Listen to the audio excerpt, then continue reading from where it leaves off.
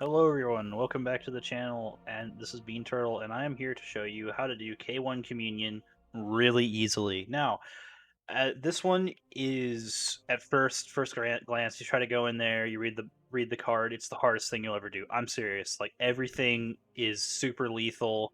There are like 100 enemies per square inch, and the overloads just are oppressive. The boss is bad. Blah blah blah. Doesn't matter. I found the simple solution.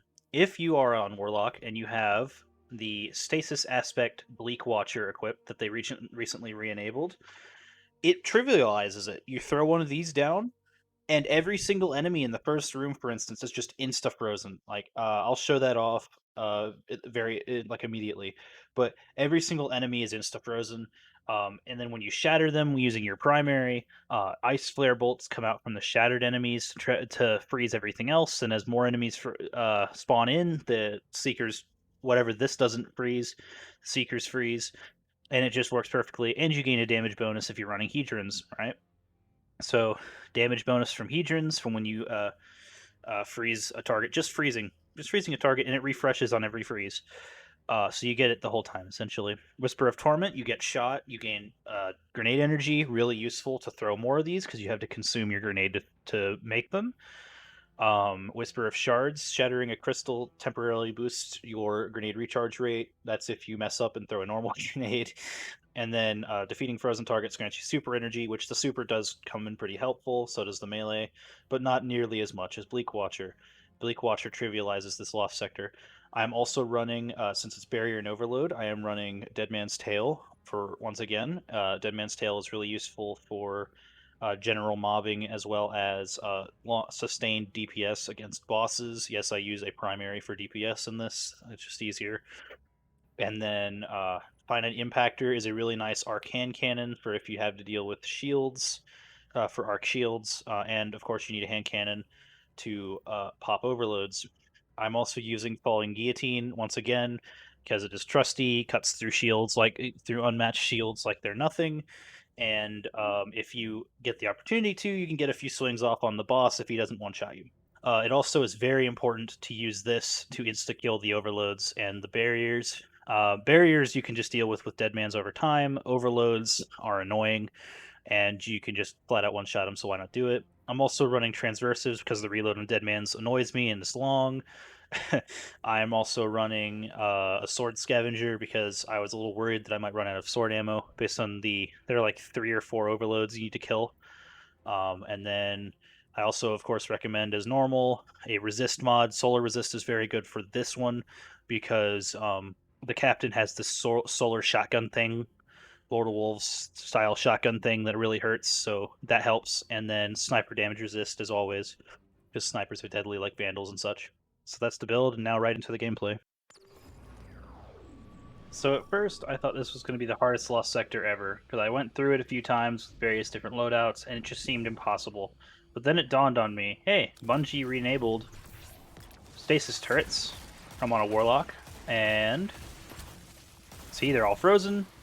All of these enemies in the entire room, for instance, instantly go.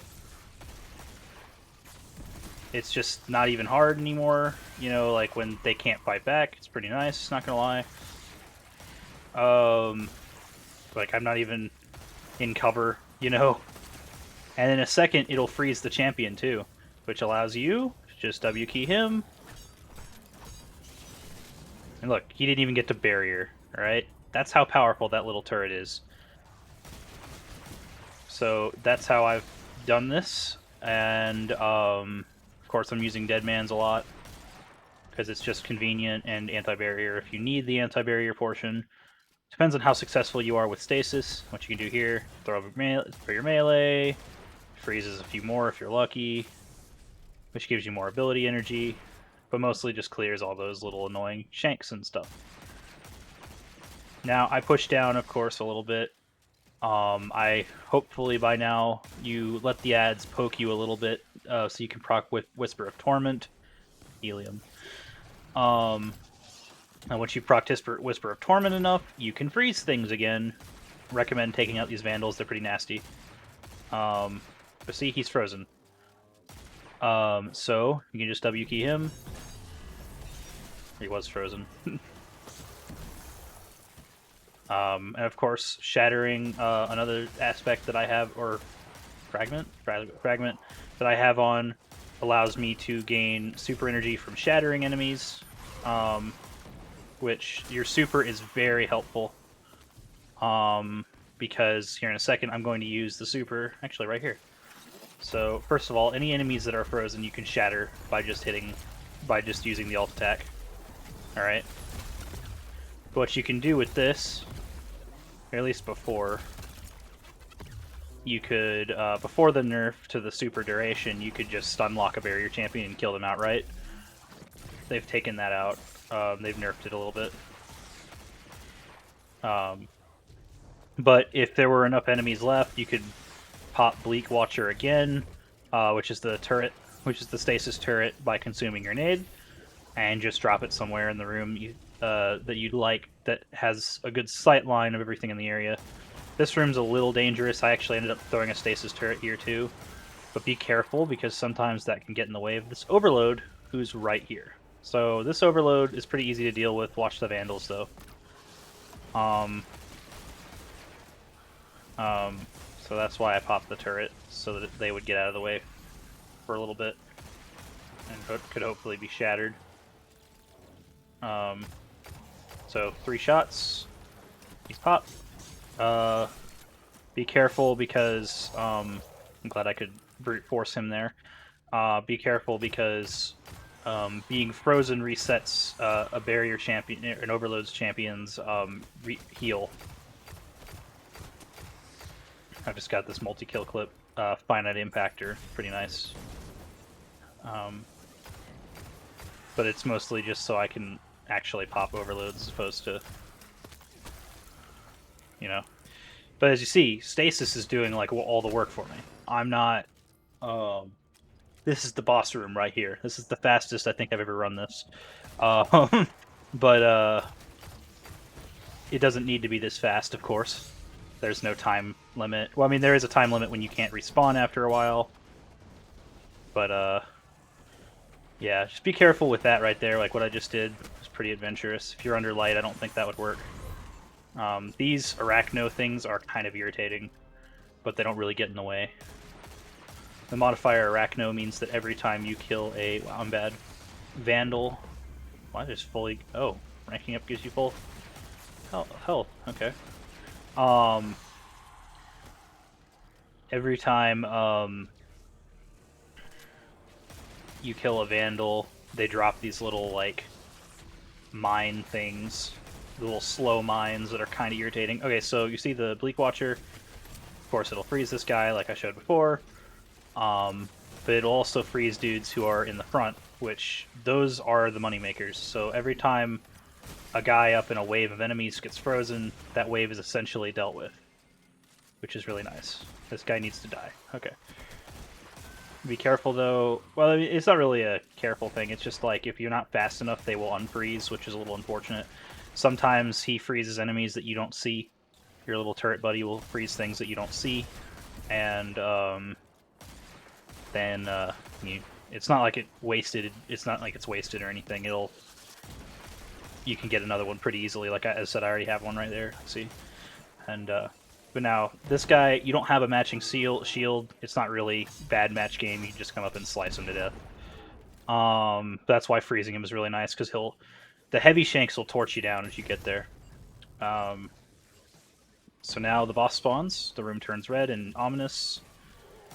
And if he freezes, shoot him a few times with your Deadmans or whatever you're using, and then he'll shatter and send out the Seekers if you're on Warlock. Well, I mean, you have to be on Warlock to use Bleak Watcher. But he'll send out little Seekers to hit all of his friends. And see, now it's just he and I. Now, you can do this several ways. I do not recommend W-keying him. He will tear you apart, and he has a stomp mechanic just like every other fun boss in this game. I do recommend clearing these guys with your super. And remember, every time the Seekers go out and do damage, or like Bleak Watcher, all you have to do is hit that button, and everything that's frozen shatters, or gets hit by shatter damage. So you can actually greatly extend the duration of your super by just only hitting the shatter button for maximum damage, as opposed to doing the freeze as well. So here, once again, put a Bleak Watcher there, let him freeze a little bit, let him cool our opposition a little bit. And it's an AoE freeze too. It's not like a it's a real deal.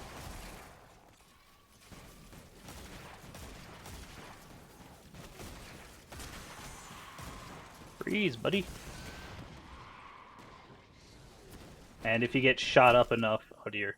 But if you get shot up enough, while your Bleak Watcher is going ham, using Whisper of Torment, you could have another one by the time it's time to, by the time the old one despawns. These nightmares, I do kind of recommend that you just deal with them with your close range, or with your sword if you can get to them. They're not really that scary. If you're weak, of course, definitely don't push them. They will kill you. Like the dregs, for instance. Nightmare dregs are pretty bad. But they do drop a damage buff against the boss. Ow, that hurt more than I expected. But that damage buff against the boss... I missed. It's a pretty good damage buff. Be careful with blocking, it increases your hitbox size. So yeah, I don't recommend doing what I just did, to be honest. I really don't. I don't recommend W keying any of these bosses. They will kill you. Now, when he freezes the barrier, alright? So this barrier right here, I recommend you get rid of him immediately. Because he can immune the boss and do annoying things like in previous Lost Sectors I've shown. Immune bosses are not fun. I recommend just getting him out with a sword. By the way, the little flashbang effects are just these little spider thingies. I'll show you if I can find one on the ground. There should be one laying around. I don't. Yeah, whatever. There'll be one later. But now I recommend, since he's pretty hurt and I'm pretty hurt, I recommend just downing him with Deadman's. So there are exploder shanks and stuff you can clear out pretty easily.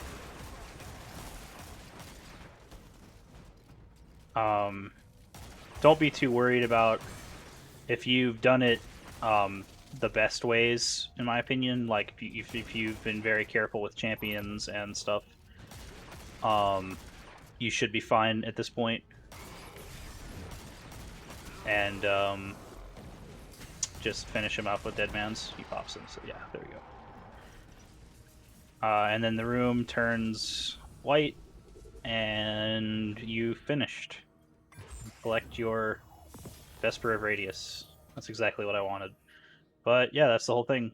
So thanks for watching. Subscribe for more. I will make these daily because they are fun. So see ya.